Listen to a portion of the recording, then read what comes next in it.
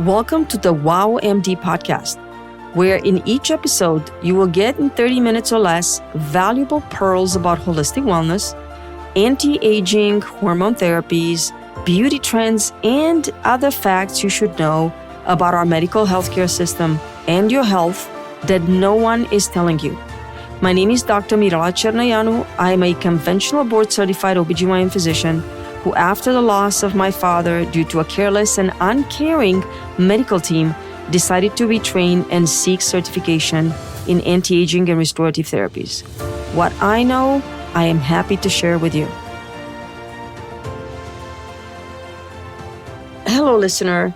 I am glad I'm here today because the release of this podcast episode happened to fall on Valentine's Day in February 14, 2025. So I decided this is a great opportunity to provide some education around the process of intimacy and why it can be so painful and dysfunctional for so many women, as well as presenting you with some solutions you might not know exist or you might have not heard of before.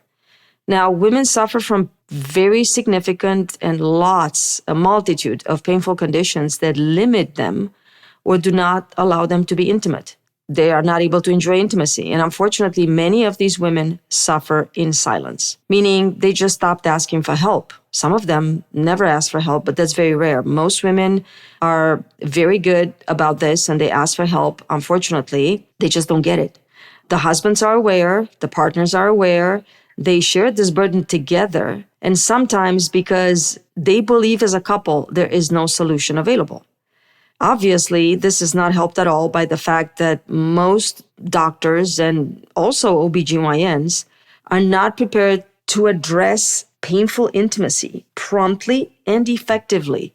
Therefore, after a few failed visits, most women simply give up. And they really believe there is no solution. Now, in this specific episode from today, I'm going to discuss the main reasons why a woman could suffer from painful intimacy after the age of 50, which is mainly related to the loss of estrogen and the subsequent vaginal changes we call vaginal atrophy, as well as discuss a condition you might have not heard of called lichen sclerosus. Again, this condition is commonly involved when the act of intimacy feels very painful and the woman has the sensation of tearing or feeling like there's sandpaper instead of soft, pleasurable pressure. In the next episode of this series, I want to talk a little bit about the perimenopause issues surrounding intimacy in the late third to the fourth decade, specifically related to perimenopause.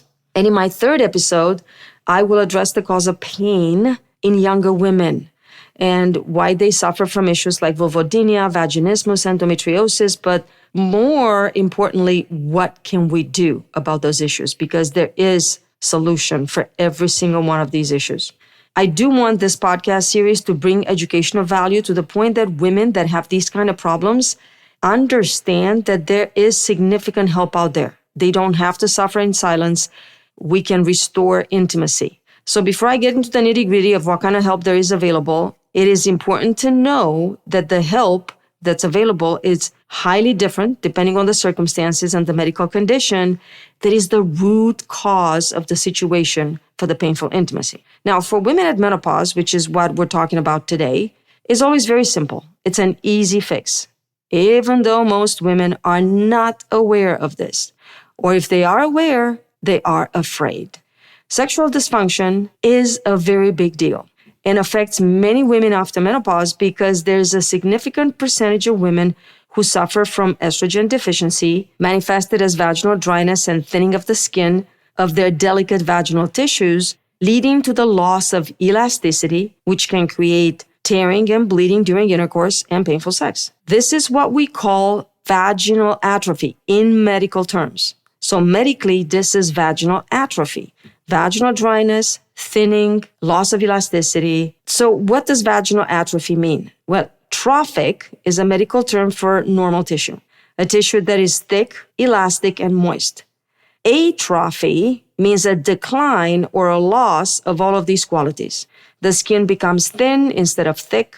The skin is inelastic and unyielding instead of being elastic. And the skin is also dry instead of moist. The loss of elasticity, the thinning and the drying out of the vaginal skin is exactly what atrophy is.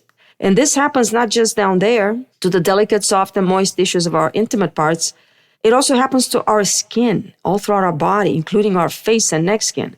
And that happens after we lose estrogen completely. In some women, this vaginal dryness happens within 6 months of no estrogen, but in other women, it might take 2 years or more. Dryness is likely the first sign that this condition is happening. And at the beginning, vaginal lubricants do help. But when the skin becomes thin and inelastic, the vaginal lubricants are no longer sufficient.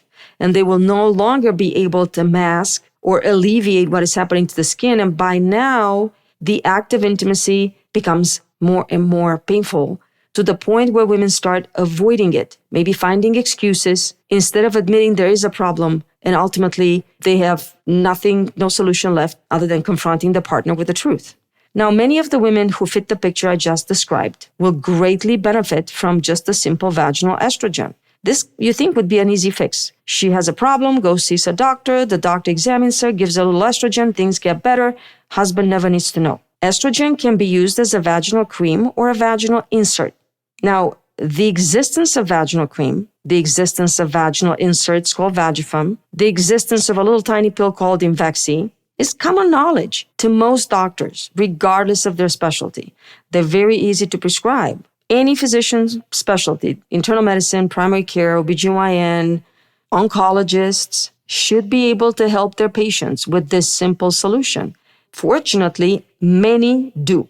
However, you know what is mind-boggling? The fact that many women that cross my path and come to me for help have never been offered vaginal estrogen. Again, it should be standard of care. There should be some kind of medical school curriculum that teaches medical students that are going to become our future generations of doctors how to treat women at menopause. And this is just the tip of the iceberg with the vaginal estrogen. Half of a woman's life is spent in menopause. Think about that. And it doesn't matter what age you have, if you're listening to this podcast, half of a woman's life is spent in menopause. Doctors are not trained in any kind of menopause management. Well, I graduated in my 90s from med school, 2001 from residency, and nobody trained me specifically in how to manage menopause.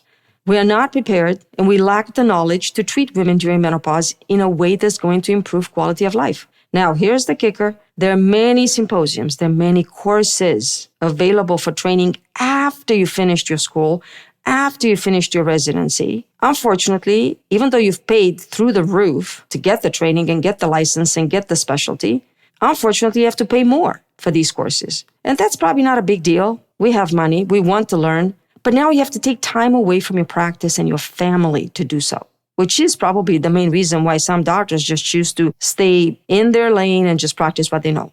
Now, I sincerely hope that someone out there in charge of what medical students learn will decide to add a life after menopause curriculum for these students, because we spend a long time learning how to manage all sorts of hormonal issues that afflict women and have all kinds of pathology that befalls them before menopause. But as doctors, we learn nothing about managing women's health after menopause other than related to cancer risk and basic FDA-approved oral or transdermal hormone replacement therapy, nothing else. There has to be more than this. Women spend 3 to 4 decades of their life, which for most of them is half of their life, in a postmenopausal state. There has to be more education provided to doctors on how to treat women after menopause. This is a huge need, and you can ask for it. You can write to your senator. You can write to the local university. You can do all kinds of things as a woman that has time after menopause. There's a huge need, and I honestly hope that whoever's in charge of the educational curriculum of medical students and residents alike will decide to add more hours and topics that cover health for women after menopause. Now, I digressed a little bit. Let me get back to sexual wellness after menopause and the main reason why women lose their mojo, so to speak, and the main reason why sex becomes something to be avoided rather than sought after. Well, you already picked up on that because I gave you the answer before. The main reason is estrogen. Once a woman loses her estrogen, which is only made by the ovary, and once the ovaries of a woman have run out of eggs, there will be no more estrogen. So I'm making this point because sometimes I have women in their 50s that have had no estrogen for 6 months or more asking to balance their hormones. There is no balancing hormones when there are no hormones to balance. There is a replacement of hormones that you no longer have. There is no vitamin, no supplement or magic herb that will bring back ovarian function and internal production of estrogen once the ovaries have shut down and run out of eggs. There might be some conversion of testosterone to estrogen in the adipose tissue, so you might get some estrogen if you have testosterone. But hey, we're confronted with an epidemic of low testosterone, not just in men, but also in women. The foods we eat and the toxins we're exposed to in our daily lives constantly are disrupting our receptors for the sex hormones, leading to premature ovarian failure and testicular hypofunction. So what happens when there's no more estrogen in a woman's body? Well, there will be some significant changes. Some of them I described earlier in previous podcasts. All you have to do is go back and listen to the episode, Estrogen is Awesome. I also discussed earlier thinning of the skin in the vaginal canal. And yes, it's true, the loss of estrogen affects our intimate sexual organs. But the loss of estrogen creates many more issues that impacts our sexual well-being, rather than just affecting our intimate skin down in the vagina. The brain of a woman after menopause suffers greatly from the loss of estrogen. It is estimated that up to 2/3 of women, that's 2/3, may experience some degree of menopause-related cognitive impairment, also known as brain fog. Now, that means that a woman might have problems with decision-making, learning and retaining new information, concentrating and thinking clearly, also an increase in forgetfulness. So again, what does this got anything to do with sex, and what am I talking about? Well, talking about the brain, consider the fact that a woman after menopause might experience emotional changes. They are experiencing emotional changes that will make them feel too stressed or too upset for sex. Loss of estrogen causes anxiety. And when anxious women have anxiety, they will have significant difficulty feeling aroused and might not be able to relax enough to be able to enjoy the act of intimacy or achieve an orgasm. And anxiety is one of the top symptoms that women have after menopause. So you lose estrogen, it's not just vaginal dryness and painful sex and a little vaginal estrogen is going to fix it. No, losing estrogen impacts your brain, creates mood changes that will impact your sexual wellness in many ways. And it's not just estrogen, it's the loss of testosterone as well, because both estrogen and testosterone are gone after menopause. And this loss of these two major sex hormones will impact a woman's interest in being intimate. That's also known as sexual desire or libido. The sexual desire and arousal happens in the brain under the modulation of our hormones, testosterone in men and testosterone and estrogen in women. I repeat, testosterone and estrogen in women. But let me go on because there's so many more things I want to say about the act of intimacy and what's involved. Once estrogen is gone, the FSH levels go up as the follicular stimulant hormone made by your brain in response to low estrogen. That's its job. As soon as estrogen is down, FSH goes up, talks to your ovary makes estrogen, it's all beautiful. Ovary is not making any estrogen, FSH is crazy out of control, gone up with no limit. And unfortunately, that lights up your brain like a little switchboard, disturbs your thermoregulatory centers. Now here you are getting night sweats and hot flashes, getting sleep interruptions because most of these are at night. So many women in menopause and after menopause live in a constant state of fatigue. They don't sleep at night. Their sleep, if there is any sleep, it's in and out, throw the covers, too cold, pull the covers, too hot, throw the covers, all of that. How can you be interested in sex when you feel exhausted all day long? You're not gonna be too interested in sex. So, to sum it up, if a woman lives with the fear of pain when being intimate, in a constant state of anxiety and fatigue, lacking motivation and interest in sex, all due to the fact that estrogen is gone, hey, we can just fix the root cause. It is as simple as it sounds. Estrogen is a simple and easy fix, not just for sexual wellness, but also for the depression, for the anxiety, for the mental fog, for the loss of energy, and for all the other symptoms of menopause. Think of estrogen like the elixir of life for a woman's body, and especially for the delicate tissues of her intimate parts. I'm going to say something a little poetic here. It's not very characteristic of me, but it came to me while I was thinking about this podcast episode. Imagine the inner garden of your intimate parts needs watering, and estrogen is the water that waters your inner flower garden. Our feminine inner garden is full of flowery blossoms. It shouldn't be full of thorny cacti that grow in the desert. Throw the desert away. We can bring the water back in and regrow our garden. The menopause turns our inner feminine garden into a desert. It is never too late to bring back the water that nourishes your garden, and that is estrogen, so we can make it blossom again. Obviously, that means being moist and elastic and thick and enjoying sex. Now, what I just mentioned previously is the tip of the iceberg. There are many more consequences to losing estrogen that impact your sexual well-being as a woman after menopause.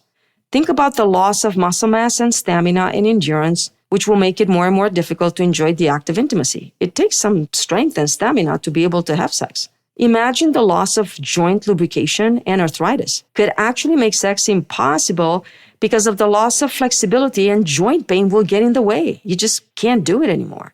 Imagine the loss of estrogen leads to frequent UTIs, and some women are very prone to these after menopause. And I could go on and how everything else that happens to your body once estrogen is gone will impact your sexual well-being, but I'm not going to keep going for the sake of time. The answer is simple and is staring us in the face. This is the root cause. We need estrogen after menopause.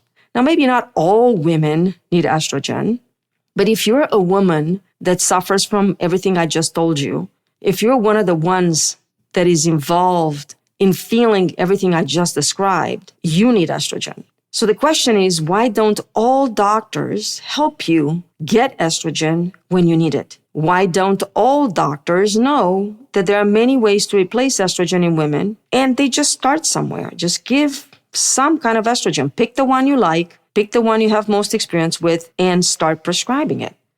I believe women need to try various replacement methods until they find the perfect one for them. Imagine being so happy that the doctor gave you your life back that you want to give him a hug. Why don't doctors prescribe more estrogen? Well, this is a great question, but not the focus of this podcast, because the focus of this episode is to point out how this is a very super simple solution that is safe and likely to give you back your sex life and your life in general. Think about this for a second. A hormone that gives us our feminine curves and delicate inner beauty that sustains our feminine body for decades. A hormone that allows motherhood is not the enemy that has been wrongfully portrayed by mass media and uninformed, uneducated physicians.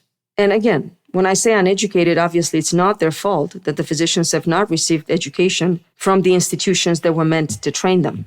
Estrogen is your ally and your faithful friend that will get you out of trouble after menopause should you be in trouble. All I'm asking you to is shed the fear that estrogen is the enemy. Shed the fear that estrogen will give you cancer or is somehow involved in getting cancer in the future. We do not get cancer from estrogen. We get breast cancer as we get older in the absence of any estrogen because we get older. The further out from menopause we are, the higher chance of breast cancer we have. Why? Because we lose estrogen. Without estrogen, our body starts deteriorating. And of course, it's a cumulative effect of all the toxins, the decades of exposure of toxins and all kinds of bad things that are accumulated in our fat tissues, including our breasts.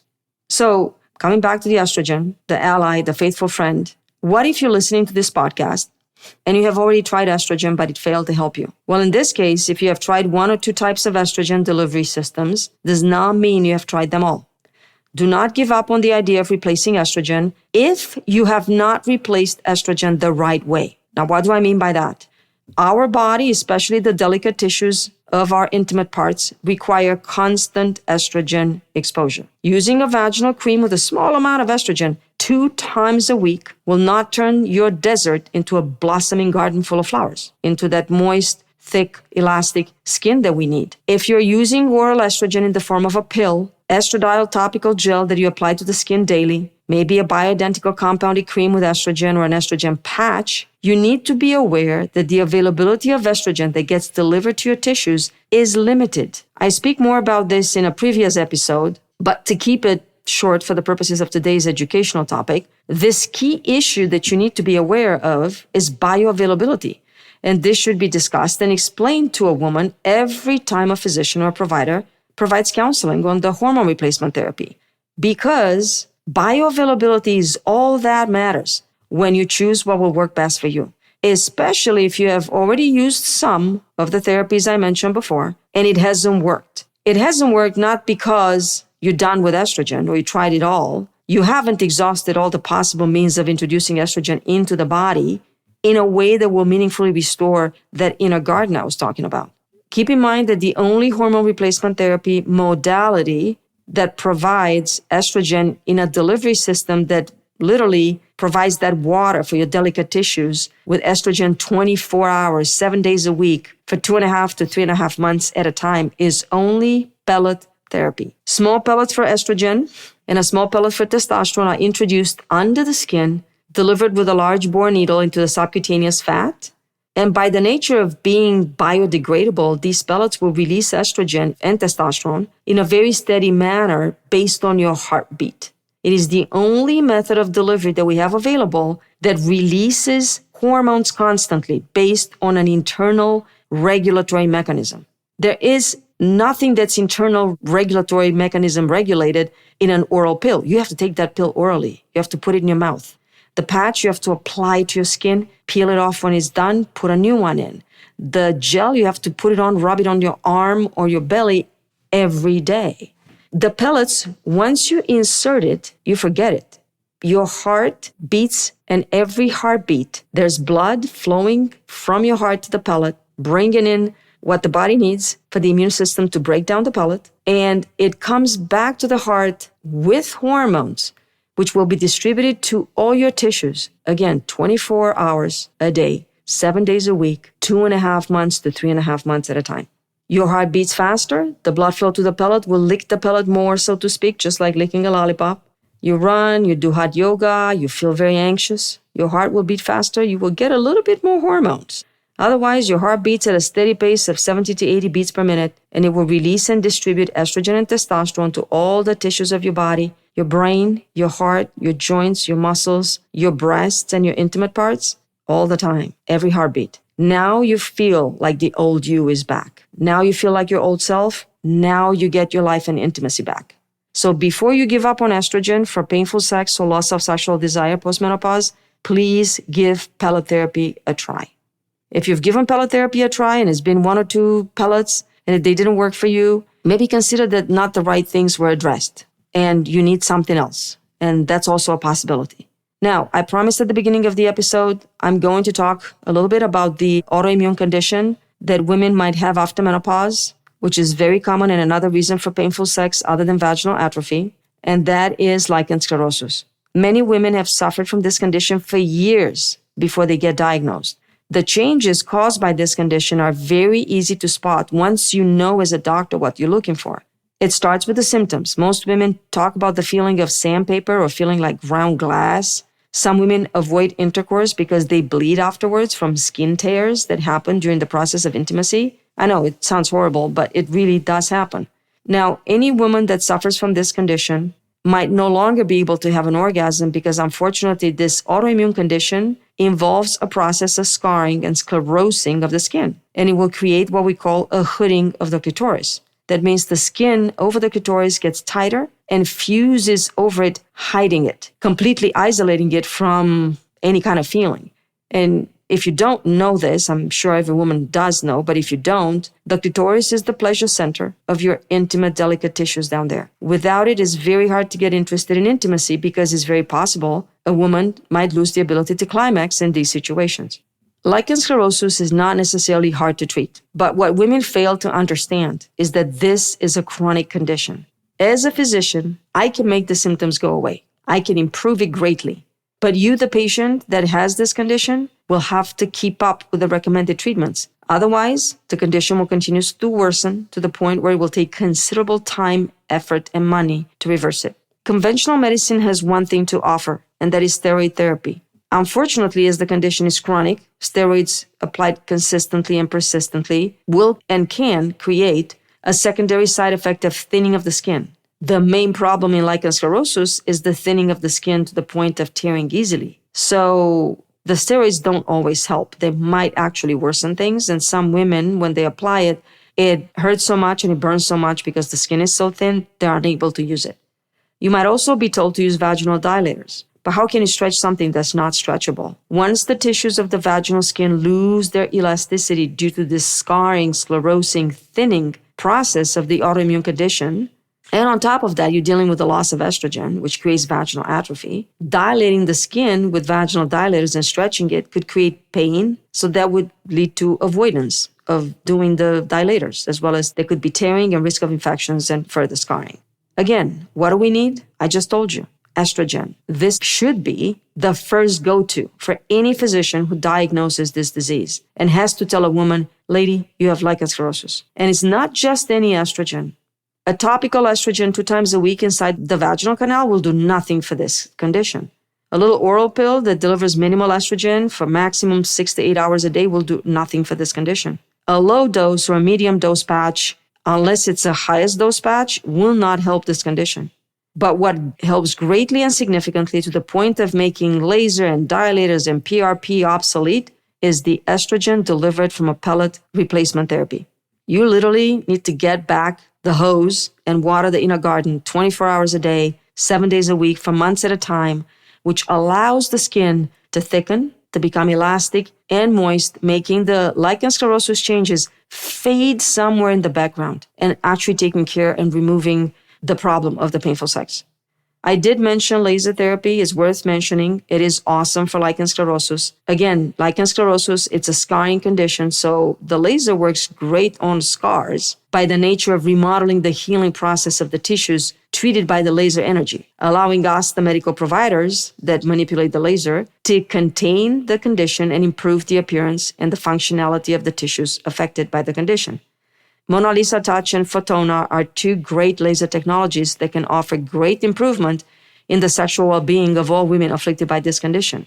Morpheus V, the radiofrequency microneedling, delivering low energy, and combined with PRP, which should be allowed to penetrate in the channels created by the radiofrequency microneedling, might actually greatly improve this condition as well. So last but not least, let me talk about PRP for a minute. Platelet-rich plasma is that yellow gold colored fluid obtained after your blood is collected and placed in a centrifuge that spins very fast, making the red blood cells deposit sediment on the bottom. And now you have this plasma rich in platelets accumulate on the top. Your platelets are cells that circulate in the blood, and they play a crucial role in clotting and wound repair.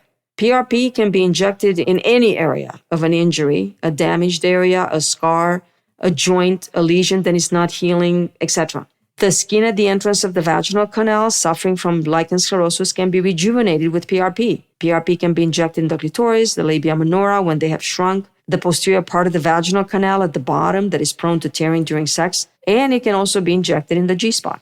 The main downside of the PRP injections, other than financial risk and failure to work, is usually just minimal pain, a little swelling, inflammation at the injection site. There's a very minimal risk of infection as well as minimal risk of bleeding from the injection site. So to close this lichen sclerosus chapter, a combination of laser therapy and PRP injections can greatly reduce the discomfort and the loss of function in women afflicted by this condition, lichen sclerosus, especially when estrogen is a no-go due to a history of previous breast cancer or other serious contraindication.